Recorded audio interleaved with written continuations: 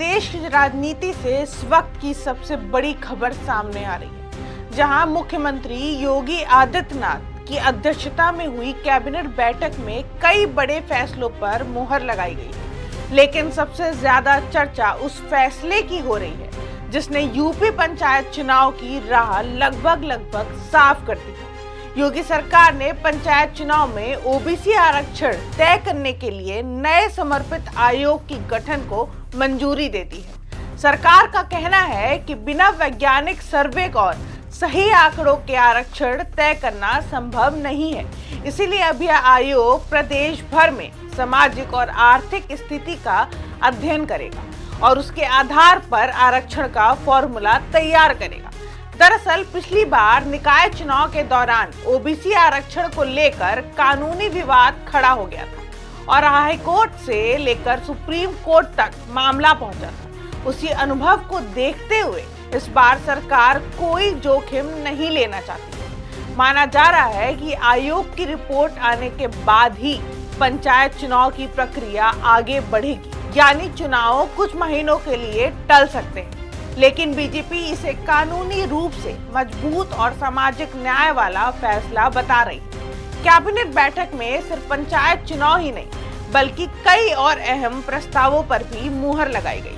सरकार ने ग्रामीण विकास और इंफ्रास्ट्रक्चर को लेकर बड़े फैसले दिए।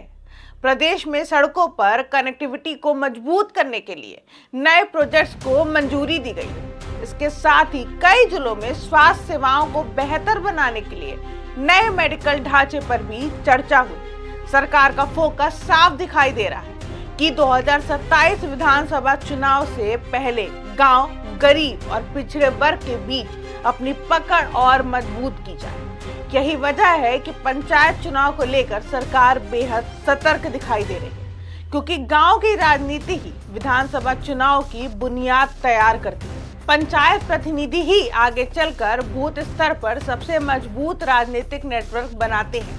बीजेपी अच्छी तरह समझती है कि अगर पंचायत स्तर पर पकड़ मजबूत रही तो 2027 का रास्ता काफी आसान हो सकता है।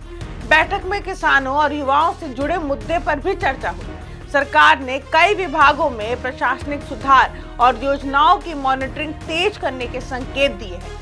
इसके अलावा प्रदेश में निवेश और रोजगार बढ़ाने को लेकर भी रणनीति पर काम हुआ। योगी सरकार लगातार यह संदेश देने की कोशिश कर रही है कि उत्तर प्रदेश सिर्फ राजनीतिक रूप से नहीं बल्कि विकास के मॉडल के रूप में भी आगे बढ़ रहा है।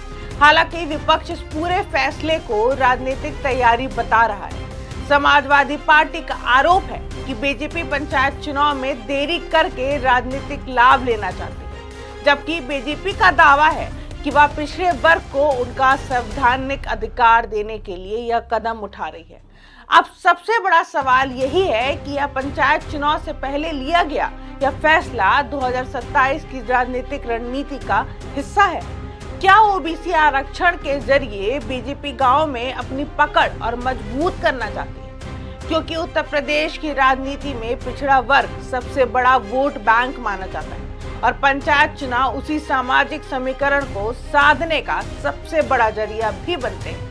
ऐसे में योगी सरकार का यह फैसला सिर्फ प्रशासनिक नहीं बल्कि बेहद बड़ा राजनीतिक संदेश भी माना जा रहा है। फिलहाल इतना तय है कि कैबिनेट बैठक के लिए गए फैसलों ने यूपी की राजनीति को नई दिशा दे दी और आने वाले दिनों में पंचायत चुनाव, ओबीसी आरक्षण और 2027 की तैयारी सबसे बड़ा राजनीतिक मुद्दा बनने वाला है। जंक्शन, खबरों का जंक्शन।